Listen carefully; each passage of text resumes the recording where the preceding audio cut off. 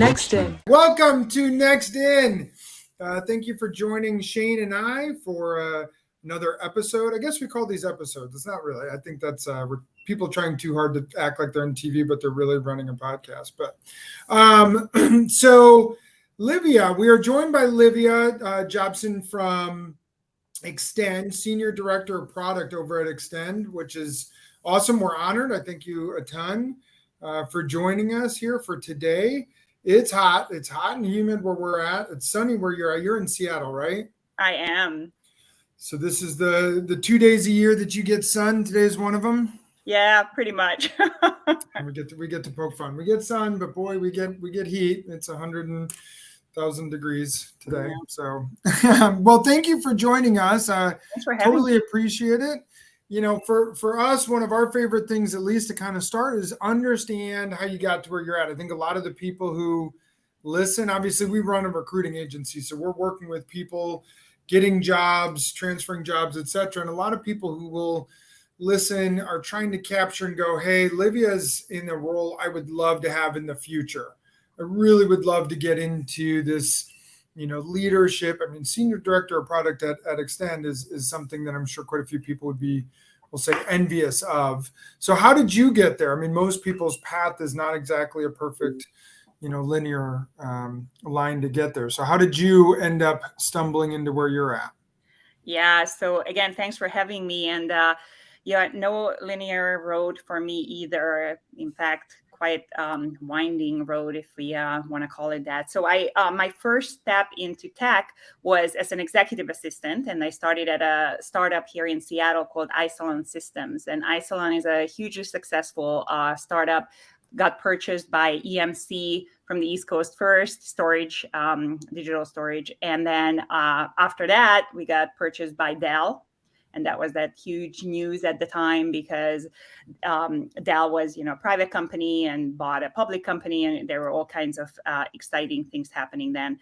That got a little too big for me at that time, and I decided to go to another startup. But Isilon, EMC, Dell did afford me the opportunity to get into product.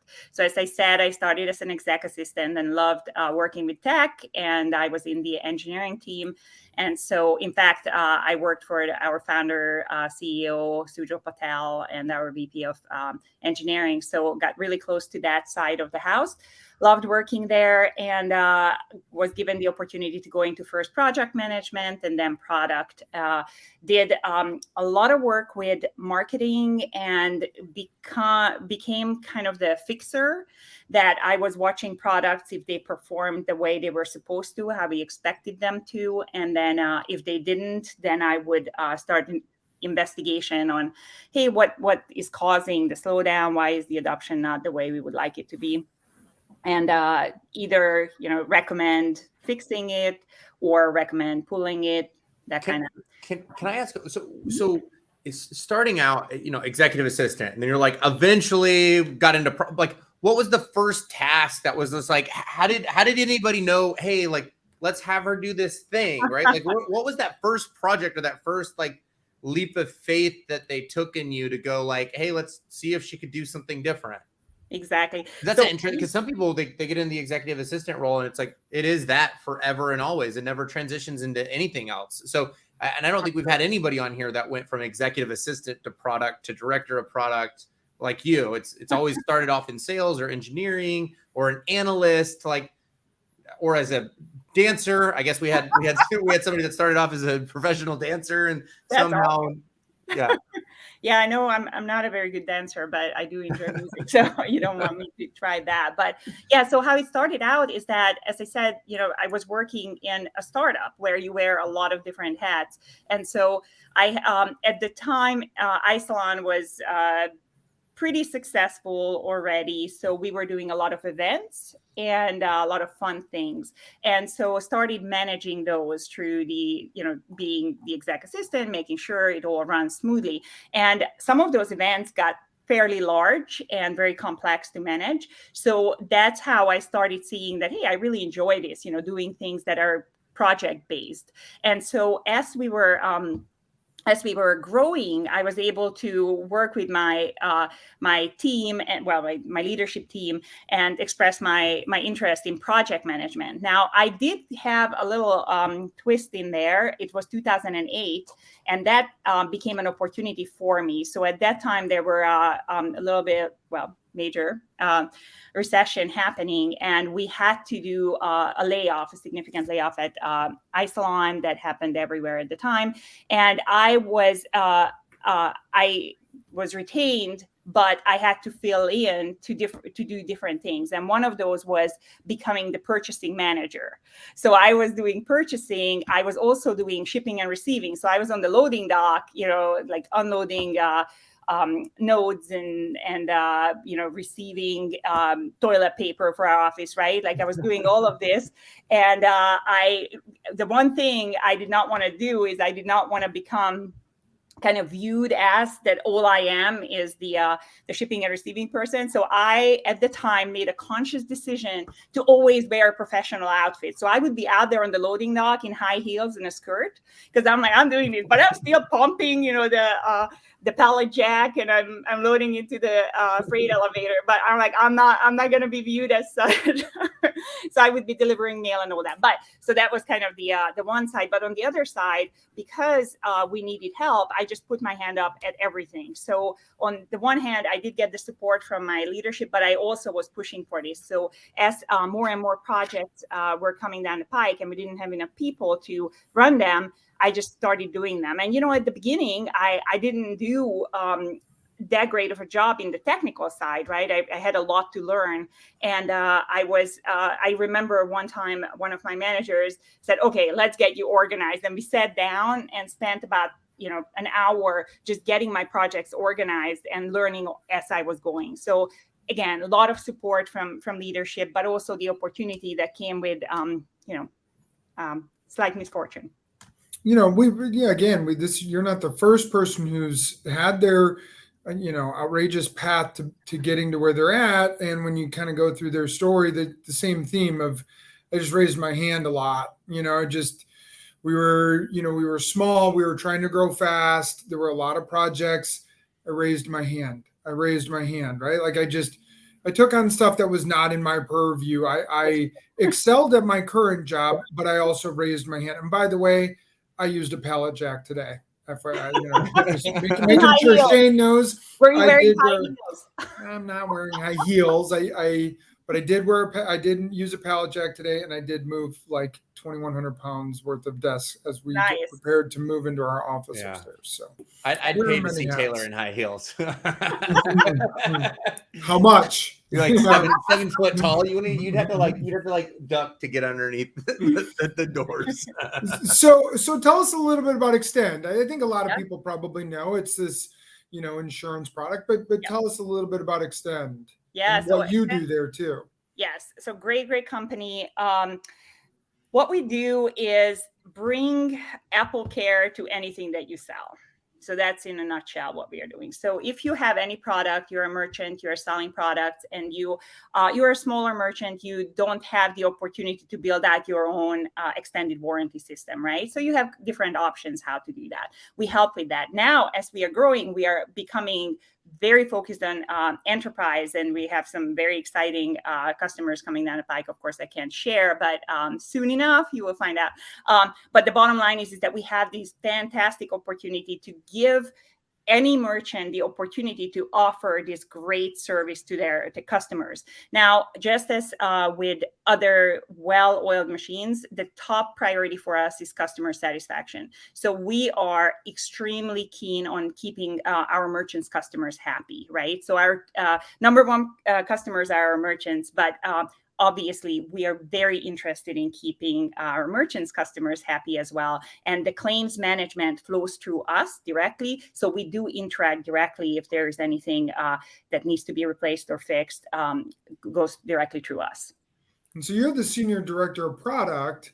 So do you handle all things product, or what are the product lines really that you're kind of owning and running yourself? Yeah. So I am owning almost all of software product, right? So everything outside of merchant software I own. So I do all the back end orders, the contracts, all of that, and then also the claims management, return management, that all of that piece of the software. So as you've grown in your career and you've gotten into this leadership, right? Less of an IC and now you're in that management space. What have you seen some of the biggest challenges of being the leader versus being a project manager yourself or product manager yourself? Yeah. So as I was growing in my career, I was always interested in being a manager. I love working with people, love growing people. So that's very important to me. And as I was growing, the first kind of foray into this happened for me in Impinj, where I went right after EMC, iSalon, and that's an RFID company. And there I was responsible for the software. But the software piece was so small because they had a very established chip manufacturing piece, very established readers, but the software piece kind of was lagging. So I was, when I first started, I was the only person there who was doing product management for the software piece. And so I got to build that team out. And that's, again, how I got into it. So I was hired as an IC. I started it. I grew both the product and the position and was hiring on people as I was growing. So some of the challenges, of course, hiring in as a new manager, you have some pitfalls of how do you hire? Because as an IC, you are very hands-on, and that's really comfortable, right? Because you are you own your own destiny that way. But as you are hiring other people, you have to share the responsibility, and that can be a little bit uncomfortable at times because you no longer know everything at all times. And so that was one of my first kind of challenges, to hire folks who were, I obviously trusted them 100%, but yet I somehow had to be still involved. And as I grew in my career, I learned to let go more and more and more. And so you've interviewed hundreds, thousands of people, right? Yeah, and I interviewed at Amazon. I built a team there too, so AWS. So talk about being an expert in interviewing. So give us a tip if you can give advice for someone listening going, I'm preparing for getting into an interview in the product space or maybe software space, regardless. What are some of the things you have seen the biggest pitfalls people make coming into your interviews? Right. So one of the things that I have observed is not being prepared, and it's such a basic thing. Like coming in, know how to prepare.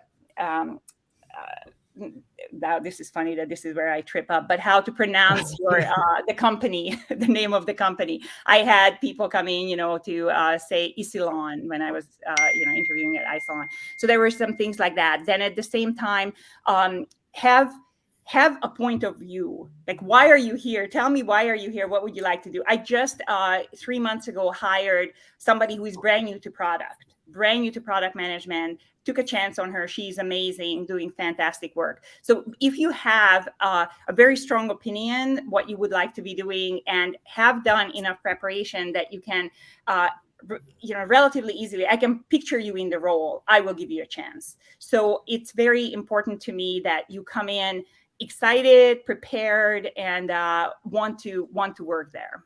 Like, show me that.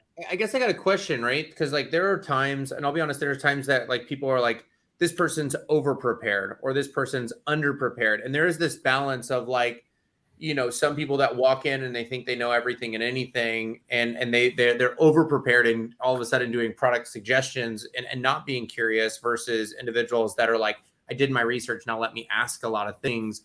Where do you find that balance of being like dramatically under prepared versus being way over prepared? Because I'm sure you've rejected people for the same reason, for both of those reasons, right?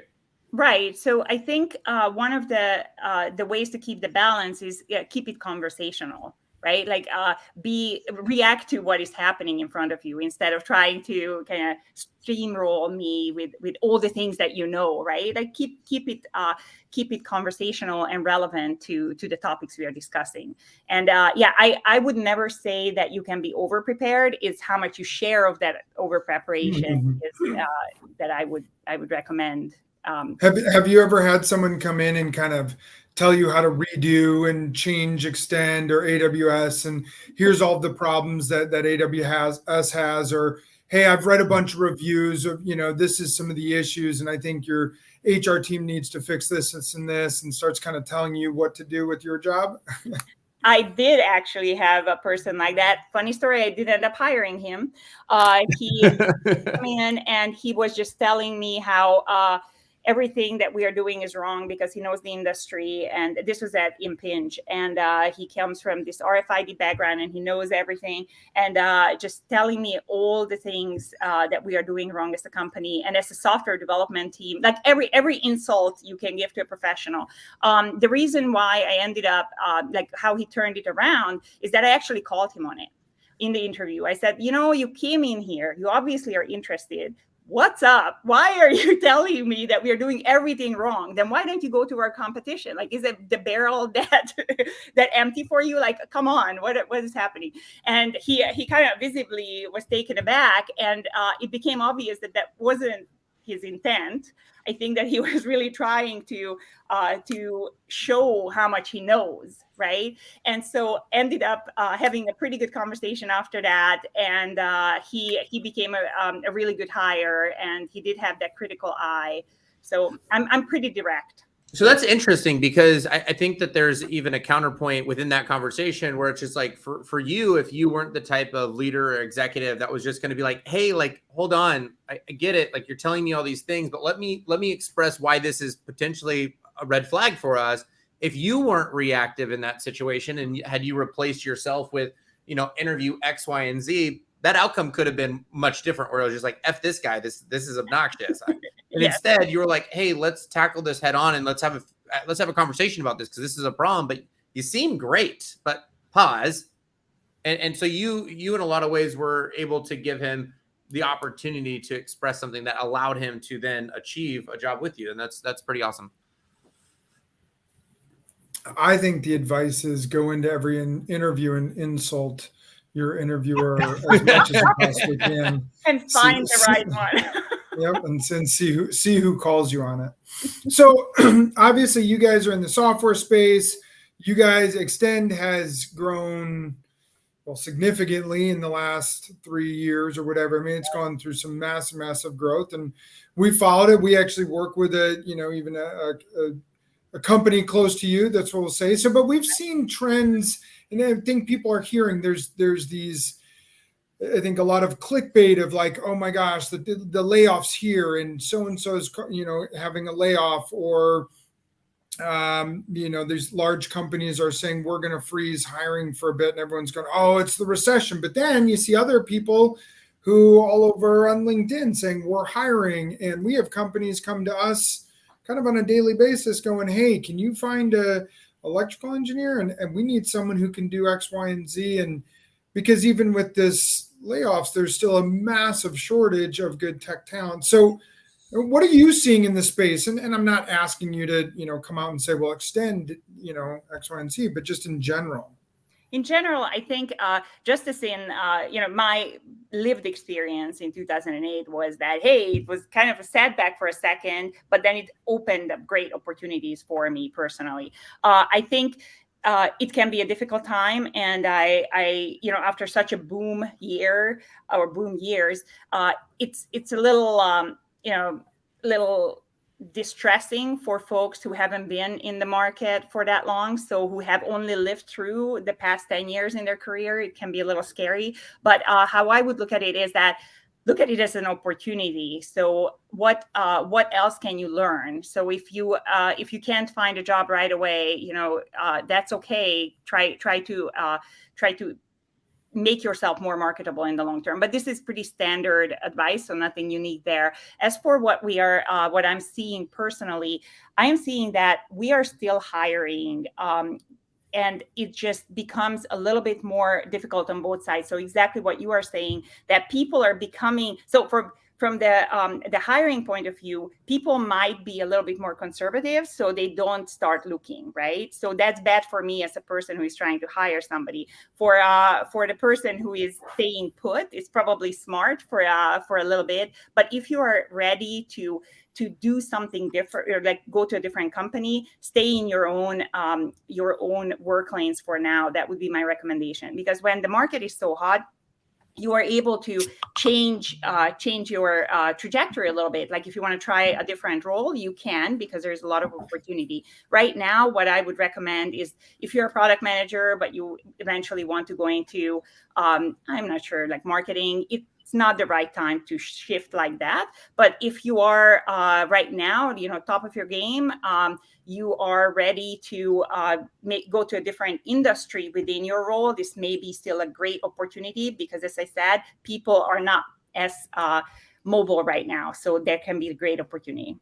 Yeah, it seems like a lot of the layoffs have been happening across functions where, to your point, is, I look at these layoff lists all the time. Like once a week, I see a new layoff list, and there's like hundreds of people from a company. And a lot of them are those people. They're the ones that recently transitioned from sales to marketing, or somebody that went from engineering to product, or somebody that went from X, Y, and Z to A, B, and C. And it really feels like, it's like, we don't have the budget to ramp you up. Like, you need to be able to deliver on day one, especially companies that are starting to go more and more remote, where it's like, we don't have the leverage of time to coach and mentor you up remotely. And if you're not executing every day remotely, and you're not adding 75% of the value that somebody did when they were on site, you're gone. And it feels like, being remote, companies are able to be a little bit more ruthless, where it's like, you're hitting deliverables or you're not. And there's this trust factor of, we expect you to hit these benchmarks, and if you're not, we're going to cut ties. And it seems like it's a lot easier for people to let people go in this kind of remote first environment. That's an assumption. That's what I'm feeling. I don't know if you feel the same. As a leader, I don't think it's ever easy to let anybody go. It's you build a relationship. It's not something that should be taken lightly, nor is it taken lightly, at least in my experience for any of the companies I worked at. So it's definitely it's definitely tough to do it. I do prefer remote first. So Extend is a 100% remote company, and I love it. That was one of the reasons why I came here. It's definitely a positive for us. We are able to hire talent anywhere, and our folks can go anywhere and keep working. So it's great. I think it provides a great opportunity. I do not believe that it slows folks down. So if to your point, Shane, if you are a dedicated employee, it doesn't matter where you are. And if you are not, it doesn't matter. You will be at the coffee pot. You will be at the water station. Yep. So what have you found? I guess we haven't talked. When Shane and I first started doing this, it was maybe a year ago. Maybe it was last summer, and we talked in the beginning a lot about the whole work from home versus going back to the office. And we sort of just stopped talking about it. I guess this brings us up to you like being remote. We've made an active decision to be more or less in office. We have we're not an engineering team. We're more of a sales organization, if you will. We're on the phones with people and stuff like that. So we like to be together. That was our kind of early stage decision that we made a year ago. What have you found to be the pros to being remote? And then we're going to talk about maybe some of the cons that you've had to overcome with it, right? Yeah, absolutely. So the pros, I would say, is that I get to be at home. I didn't have to move to San Francisco to work for Extend. So I love that. I love the added time I get, that, I don't have to commute. So absolutely 100%. That's a huge, huge plus. I do like the freedom of working when I need to. So I do, like, my team is, from the East Coast to the West Coast. So I like that I'm able to have a phone call at 7, but then I still go for my run. Then I come back, I have my other one-on-ones, and I'm able to spread the work out that way. So I really, really, truly enjoy that. One of the downfalls I have experienced as a leader is I love having social interactions with my team. And that's extremely difficult, right? Especially when you're building a new team. So if you already had an established team, you just shift everything over to video. But having all the interactions being on video can be harder. I mean, I just had to do this. I never thought that ordering swag would like being remote has an impact on swag. So one of the things we are trying to get a little team swag going. And as we were saying that, oh, let's just do that, extend on the front and then the team name on the back. And I said, no, we have to have the team name on the front. Nobody sees your back. You are on camera all day. So we absolutely have to do that. So that was one thing. It's like, wow, okay, let's start thinking about what do you show now? Nobody will ever see your back or even your front. This is true. Hey, I need some extend swag, by the way. I might be able to hook you up.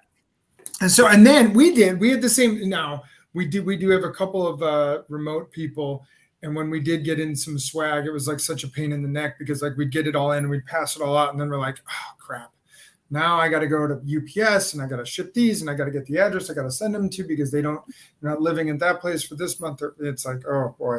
So it's an added new dimension. But yeah, that's one of our biggest issues is the social interaction, right? Now there's drawbacks to that too, which is why we do at least one day a week at home because there is some, as much as we have fun, too much water cooler sometimes. Too much water cooler. In fact, it can be, and frankly, sometimes the days when we are remote, Shane and I still tend to come in, and we at times are more productive on those days because we're not getting involved in the water. I can get into the water cooler. I like to talk, right? So that can become problematic. So there are some benefits of productivity when you're not together, but then there's some drawbacks too, because for us, we collaborate a lot. And so this idea of like turning to your partner and asking the question versus sending an email to them, waiting to get the email back. But by the time you get the email back, you've moved on to a new project. It's like, so it's a tough balance with which one's right. And I don't believe either party is wrong for choosing their option. They just have to now battle with what that has created. We have to battle with some people get stuck in traffic and therefore meetings don't, if they get pushed by 15, that stuff happens. We got to be flexible there. You shouldn't have that same issue because, well, no one has to drive anywhere to get to a meeting over Zoom. So there are balancing acts between the two of them. To go back to the hiring stuff, do you believe that at this time, again, like you said, you're still looking to bring on people. Extend is still growing. And a lot of the companies that are doing their layoffs, in many ways, they're still growing. It's not like in fact, if you follow the stock market, a lot of them, their revenue reports are coming out. They're beating revenue targets and everything. And then they're saying, we're going to lay off 1,000 people. I think a lot of it is clickbait. I think it's a lot it's to create a mindset of what people are thinking. There's more nervousness around it. But when you see a lot of earnings reports, revenue reports, things like that, it's not like companies are getting crushed and they're not laying off 60% of workforces. They're laying off, 1,000 out of 40,000 employees. And when you look at a lot of those 1,000, to Shane's point, they were newly brought on or they were, and then you're hearing offers getting rescinded. And I think in a lot of ways, that's almost more PR than it is, holy cow, company's in a lot of trouble. Are you feeling the same thing?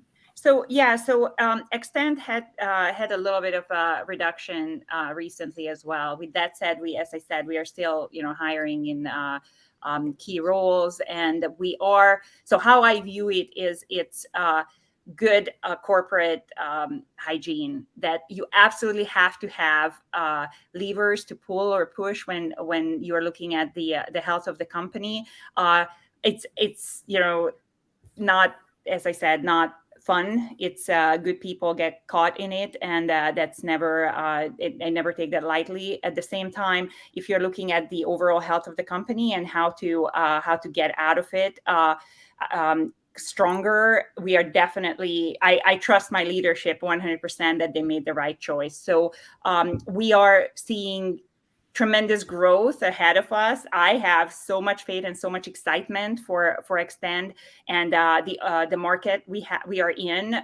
Definitely right place, right time. Very, very exciting. So we had to make sure that the company is in a strong position as we are growing. There are other factors as well that, for example, we had offices, WeWork offices in a couple of different cities where we had larger populations. So we canceled those leases as well, right? Like they're not just the layoffs, but there are other opportunities to save for sure. And our company is doing all of it, right? So that's why I feel that it's a very strong approach, and we did not have, huge layoff. Fortunately, we were able to manage with just a small one. So I think a lot of people, like to your point, it's hygiene. It's not like a disastrous area. I think a lot of it is PR.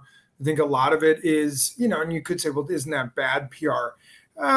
I think internally it also reminds everyone, hey, let's keep doing our jobs. Let's focus on the eyes on the prize. We're doing great. We had to clean up a couple of areas or a division that was maybe not, earning, and we've decided to push heavier into this product line or things like that. But I don't think it's as dramatic as maybe, some of the headlines can be, which I believe to be oftentimes the 24-hour news cycle, clickbait. We got to keep content out there. We got to tell everyone everything that's happening at all times. And, by and large, I don't think it's anything that different, except for, hey, this isn't an extreme period of feast. So let's just be smart with our, the dollars and cents. So what are you looking to bring? Are you bringing on people that extend on your team? Yeah, so I have a new hire starting on Monday, as a matter of fact. So that's pretty exciting. It's a senior product management position that I'm looking forward to him starting. He also called me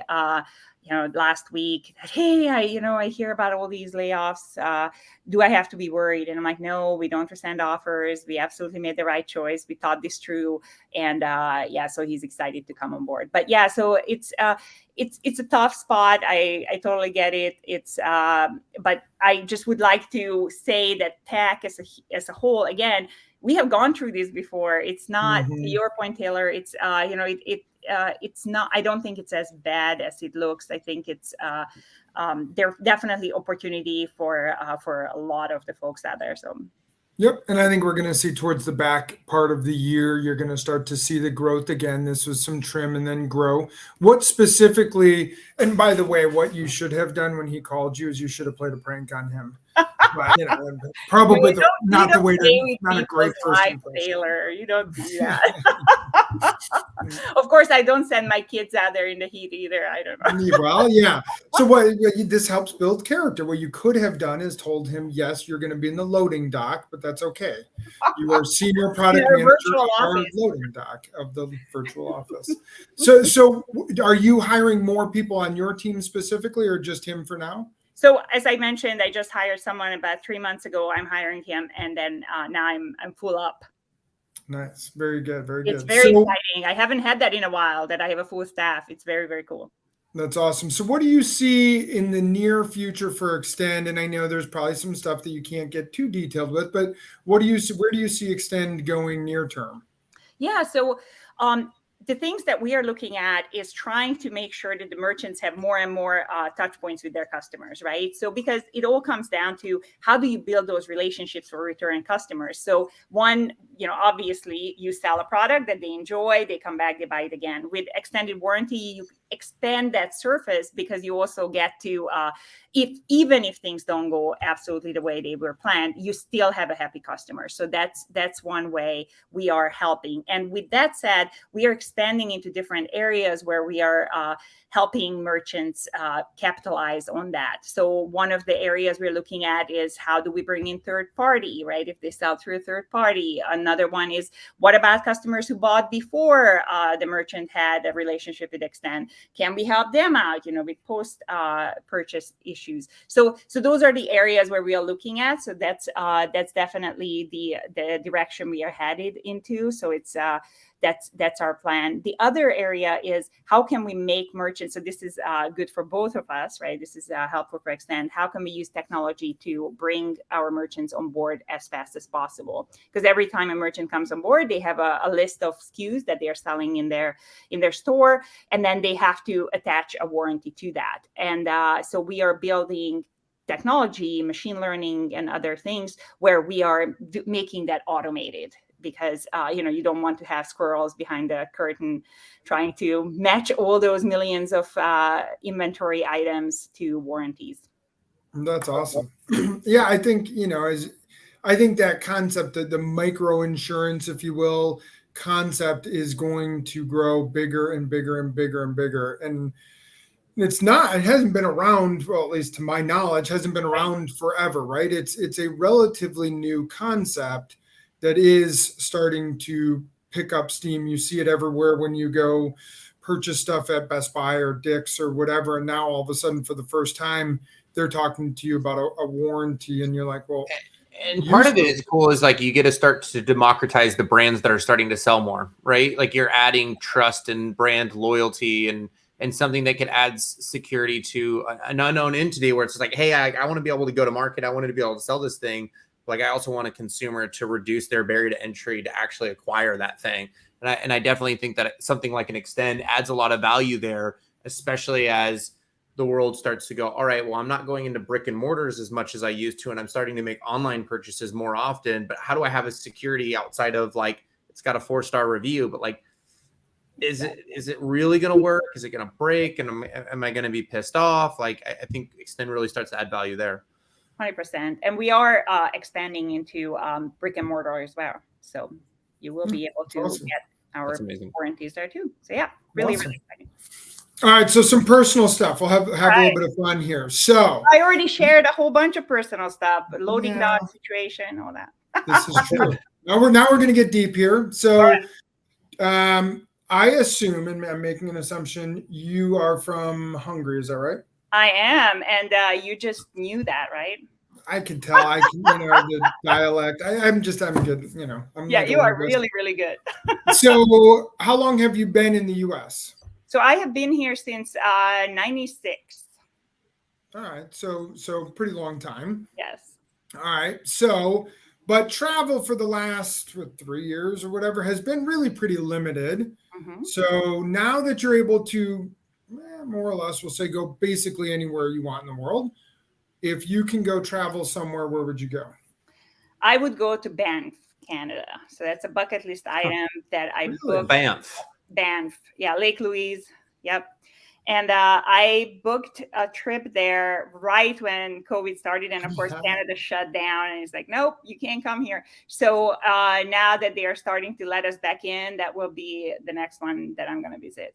Are you going there in the summer, or are you going there to go ski in the winter? No, I'm going to be going in the summer. Okay. I'm not a big skier. Yeah, I'm a hiker. I love hiking. In fact, I just came back from Kauai, and I hiked the Napali coast, which was very exciting. Nice. My brother just got married yesterday in Kauai. He's there right now. Congrats. Why aren't you there? Long story. Really what it came down to is my brother chose a spot in Kauai that could only have 20 people, and his better half took 14 of those spots. I have 6 brothers and 3 sisters. And there was, mom, dad, those took up a lot of spots. So my youngest sibling is 3, so that had to join. Yeah. Yeah. So, all right. So you would go to Canada. All right. So if we were to travel to Hungary, what do you miss the most? Like what would we have to do? Or if you were to go back that you're like, maybe it's something you got to eat or a place you got to go or what? Oh yeah. How much time do you have? I love Hungary. I in fact just went back there in April when we finally could travel again there. So filled up my both my emotional and my stomach needs.